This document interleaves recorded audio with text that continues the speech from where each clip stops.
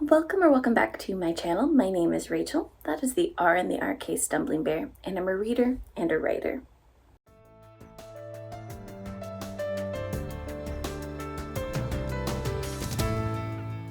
Okay, and today I want to talk about the 2026 Hero Voters Packet, which is actually everything from 2025 that was nominated.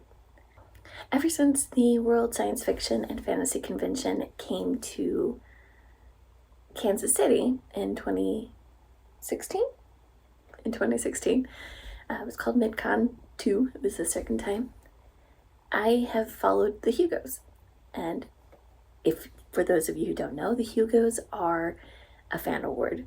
They are from fans who vote in the community about science fiction and fantasy, novels, novellas, but also editors, artists, and other categories as well, which we'll be going into. What I'm not going to be going into in this video are the different issues and discussions about Worldcon and Hugo voting. I'll link some of those discussions down below because they are very important to know if you've never dealt with this before. And I do need to say, yes, there is definitely an element of popularity in the voting. There are what we call Hugo darlings. There are authors that a good percentage of the people who vote in the Hugos enjoy, so they're almost always on the ballot somewhere. That also does not mean that they're bad, though. In order to vote in the current year of the Hugos and to nominate for the next year, you just have to buy a supporting Worldcon membership, and you buy that from the current entity that is running Worldcon. Worldcon does travel from place to place. It has traveled worldwide. And this year it is currently in LA. Next year it'll be in Montreal. Typically by the time I buy this membership, it's $50. I think this year I actually purchased the virtual because LA is a little bit easier for me to watch panels with my time zone. So I have access to more than just the voting this year. So with the price of $50, there's a lot more discussions, which should be linked in those videos down below, of whether $50 is a good price. Does it disadvantage those without means, especially other countries? I'm not going to go into that discussion either. The Hugo Voters Packet has not always been something that has happened with the Hugos either. It started in 2008, and what the Hugo Voters Packet is an electronic version of nominated works. And the idea behind it was to make it easier for those who did not have access to these works to be able to evaluate them in order to vote. And participating in the packet is voluntary, and it's based off of what artists and publishers want to do. So each year looks very different. In the past few years, we've even started getting audio books. So that's a whole nother electronic section that they've been helping people with. So looking at this year's packet, you get to see multiple sections, and then there's an overview. In each section there's an overview of what's there as well, so you're not surprised going in. I like that the overview reminds you that this is all voluntary, so don't be down on someone who didn't share something. Again, depending on their contract, they might not have been able to, whether they wanted to or not. And I like that this main document also explains the different formats that you'll find in here and how you can access them. For those who are not electronically minded, it goes through like, this is, if you have this type of computer, use this format. That's really helpful. So there are 21 categories, and in this you'll also see who the nominees are. I'm not going to talk about what I think of the nominees in this video. I'm just trying to show the variety of items we got this year in the voter packet. And in each category, typically there are 6 nominees. I keep looking this way because that's where my computer is and has my information. So for best novel, we got 2 excerpts and 4 fulls. One of the excerpts includes a link to NetGalley to read in full. NetGalley is a reviewer platform that publishers and authors use to get reviewers to read their works. One excerpt has audio, and one of the full reads has audio.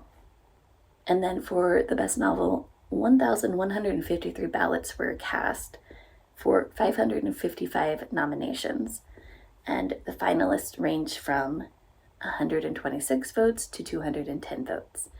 And at this time, we don't know that number breakdown for the nomination.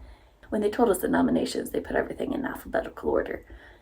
After the Hugo ceremony, sometimes a day, sometimes a couple weeks later, we get usually the voter breakdown, and then we also get the nomination breakdown numbers too. I'm sharing these numbers because if you're somebody who, you have the means to participate, but you're wondering, does your voice actually matter? Yeah, your voice does matter a lot on this. For novella, we had one excerpt and 5 full reads. The excerpt includes a link to NetGalley for a full read. There are 4 full audios, and 807 ballots were cast for 172 nominees, and finalists range from 90 to 241. For novelettes, all are full reads. 2 have audio, and I'll be honest, this category I typically have read online before I get the Hugo Voters Packet. This time here it came out really fast. But I think that this is very helpful for those who live in other countries and might not be able to access the websites that they are printed or that they're on that I can usually get. So I am grateful that we have this. And 414 ballots were cast for 144 nominees, and finalists range from 36 to 64 votes.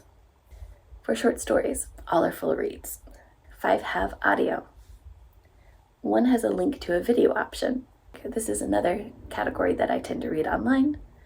507 ballots, cast for 549 nominees, and finalists range from 26 to 60. Best series. This one is always pretty diverse, or at least this is where I hear of books that aren't making it into the popular best novel category, but books that are pretty good and I'm interested in reading. And then in the past, sometimes you get partial access to some of the books, and sometimes you get access to all the books in a series, so that's kind of interesting. So one series gave excerpts of all 3 books in their trilogy, and then the other 5 series we were given full reads, full text of all the books in the series. 3 series give partial audio options, like book 1 or 2 is in audio. 687 ballots cast for 185 nominees. Finalists range from 52 to 136. Best graphic story or comic. I haven't delved into the actual files this year.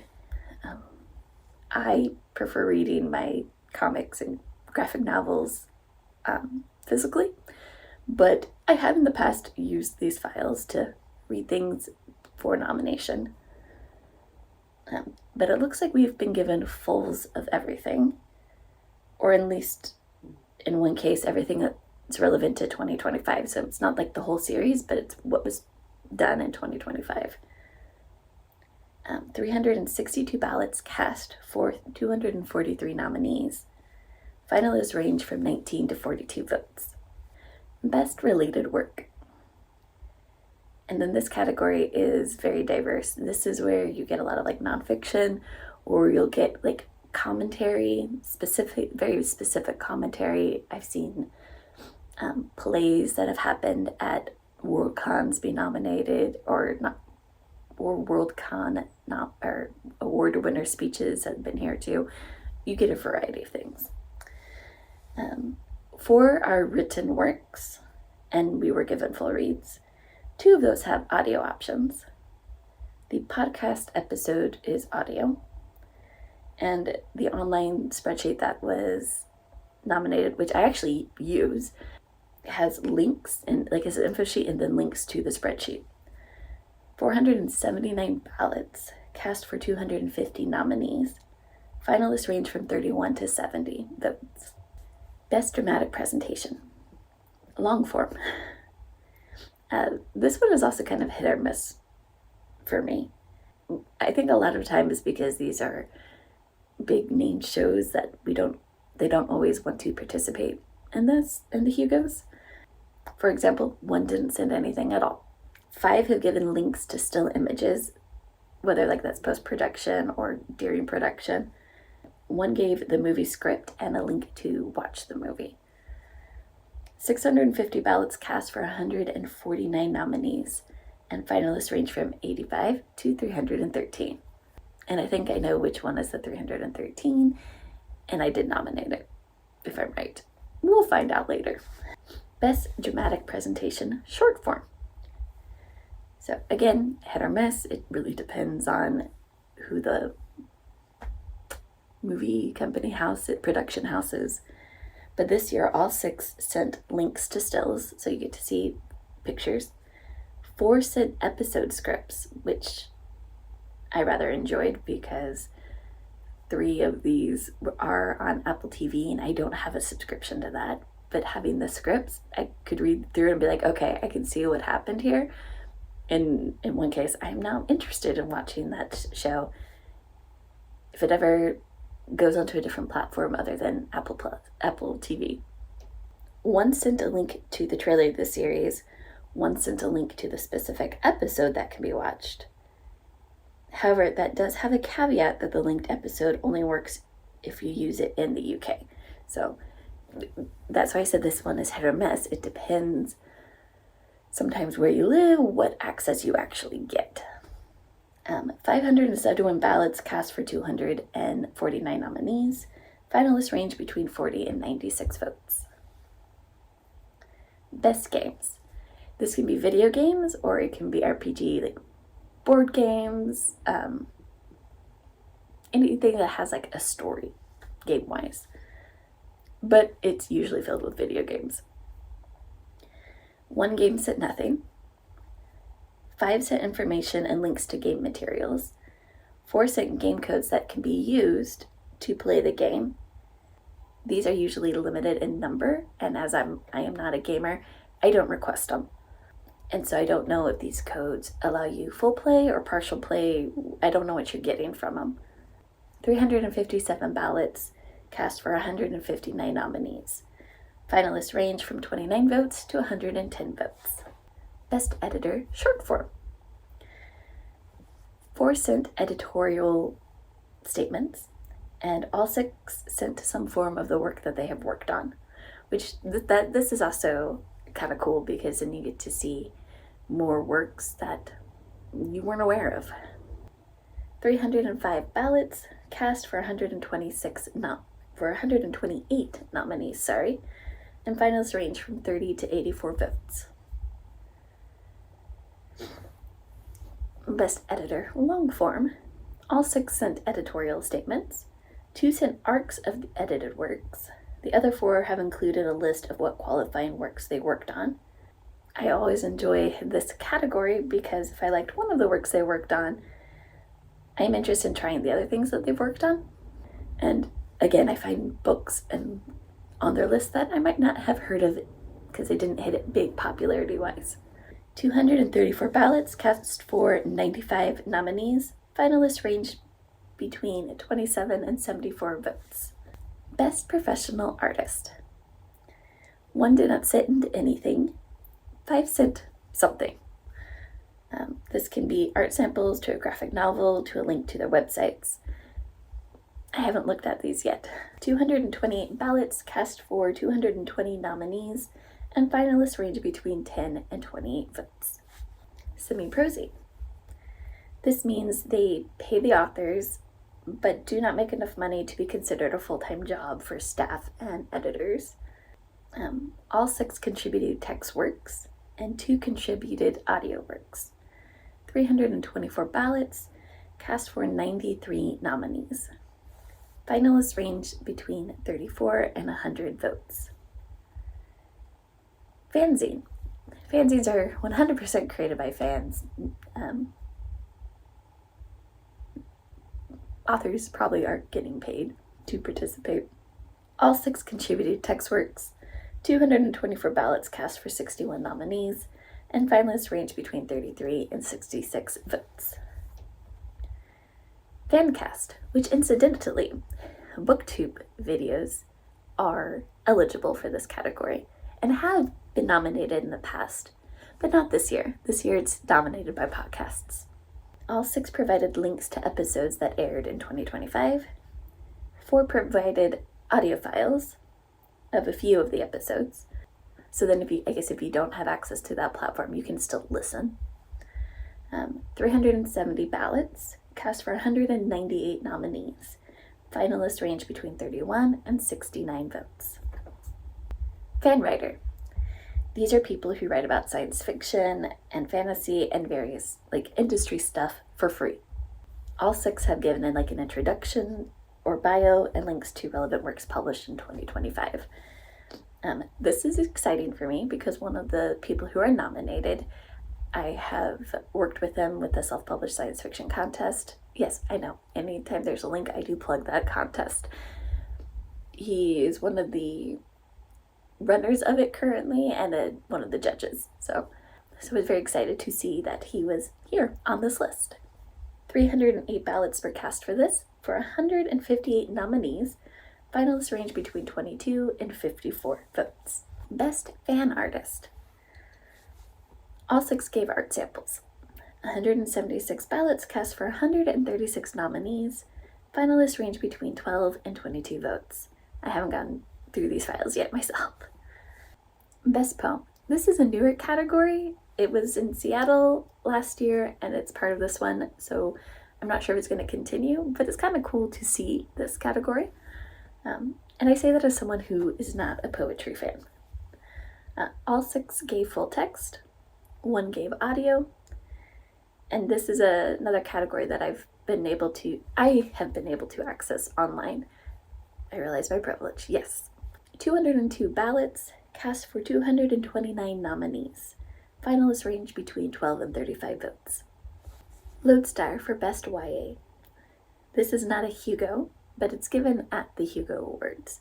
1 sent nothing, 1 sent a NetGalley link, 4 sent full text, 2 sent full audios, and 1 sent a link to a full audio. 244 ballots cast for 169 nominees. Finalists range between 12 and 48 votes. And then the Astounding Award for Best New Writers, also technically not a Hugo, but given at the Hugos. And these are writers who either this is their first year of publishing or second year of publishing. And this can get a little tricky for voting sometimes, because you might be like, oh, it's their debut novel, but then they've been writing short stories for years, so they don't count. So when you find somebody who counts, it is very exciting. And for this award, you are eligible within your first 2 years of publishing. 1 sent an excerpt, 5 sent full text. It's the last category and I'm having trouble speaking. 1 sent a NetGalley link. 290 ballots cast for 156 nominees, and finalists range between 15 and 56 votes. So there you have it. This has been your peek into what is inside the Hugo Voters Packet. If this was your first time kind of being like, oh, what is this? I hope this kind of clears up some information about what you can actually receive. And again, if you're interested in further conversations about this, about is $50 a fair price for a supporting membership to Worldcon in order to vote and nominate for the next year with access to the Hugo Voter Packet, or other issues around Worldcons and whatnot, please check out the links down below. These are people who know more than I do, who have been studying this and following the history for years. But thank you and have a good day.